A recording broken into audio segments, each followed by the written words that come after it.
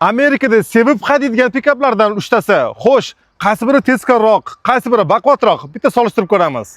Bahaybat bo'lganidan boshlaymiz. Ram 2,5 ming paketida afsonaviy 604 litrli atmosferniy V shakldagi 8 silindr bo'ladi. 405 ot kuchi, 589 Nm bo'ladi. 8 pog'onali uzatmalar qutisi bilan. Ko'pchilikka tanish bo'lgan Chevrolet Silverado'da esa 503 litrli V shakldagi 8 silindr, bu ham atmosferniy bo'ladi.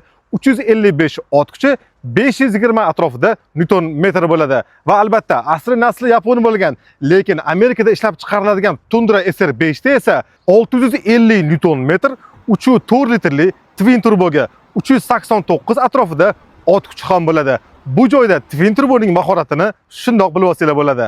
Yuk tortish quvvatlari esa Ram 2,5 ming paketda 7,5 tonna atrofida, Silverado'da 6,5 tonna bo'lsa, Tundrada esa 6 tonna atrofida yuk tortish quvvatiga ega bo'ladi. Yukni ko'tarish quvvati esa Tundrada 1,5 tonna atrofida, Silverado'da sal undan oshadi. Ram 2,5 ming paketida esa 2,5 tonna atrofida.